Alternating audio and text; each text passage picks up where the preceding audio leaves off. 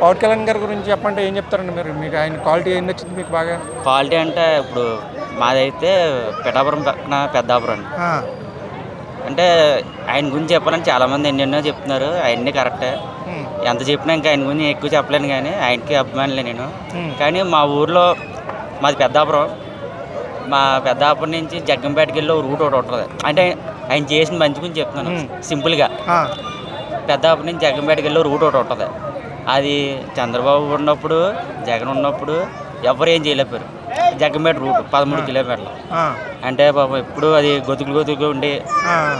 ఎన్ని యాక్సిడెంట్లు అయ్యి కింద పడిపోయి ఫ్యామిలీలు ఎప్పుడు యాక్సిడెంట్లు అయ్యి ఉండేవి. ఆ రూట్ బాగోదు కొంచెం. హ్మ్. ఎంతమంది వచ్చినా అన్ని చోట్ల మారినాయి. అంటే ఎవరు వేయలేదని చెప్పను. ఆ! అన్ని చోట్ల రోడ్లు వేసి అన్ని నీట్గా పెట్టేవారు.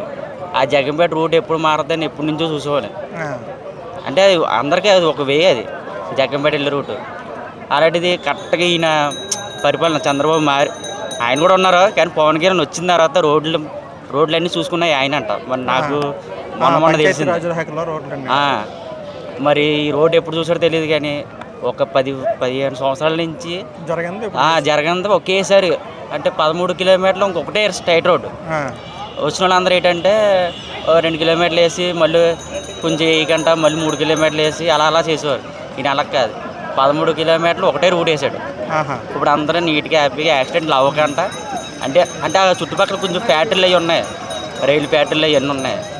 అందరూ పనికి వెళ్ళేవారు కదా, పడకంటూ ఇప్పుడు స్ట్రైట్గా అందంగా వెళ్తున్నారు అన్నమాట. ఆహా! అది ఒక్కదాని వల్ల చెప్పచ్చు మరి. అవునా? అంటే పిఠాపురం రూపురేఖలు అవి మారిపోయే అవకాశం ఉందంటారా? మారిపోతుంది.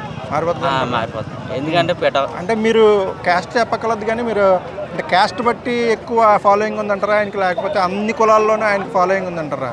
పొలాల్లో ఉన్నాయండి, అంతే మంచోడు కదా. ఆ! మంచోడు వల్ల ఎవరు కులాన్ని బట్టి కాదు, అన్ని కులాల వారు పవన్ కళ్యాణ్ కులాన్ని బట్టి మనకే లేదు కదా కులాలు.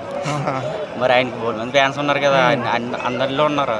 అంటే ఆయన వాళ్ళు ఏదో ఒక ట్వీట్ పెడుతూ అంటే ఎక్కువ వ్యక్తిగతంగా బలంగా లేనివాడే కులాన్ని, మతాన్ని, వర్ణాన్ని ఎంచుకుంటాడు, దమ్మున్నవాడికి కులం, మతం ఇవన్నీ అవసరం లేదని చెప్పేసి ఒక ట్వీట్ని ఎవరో చేస్తే ఆయన చెప్పారు.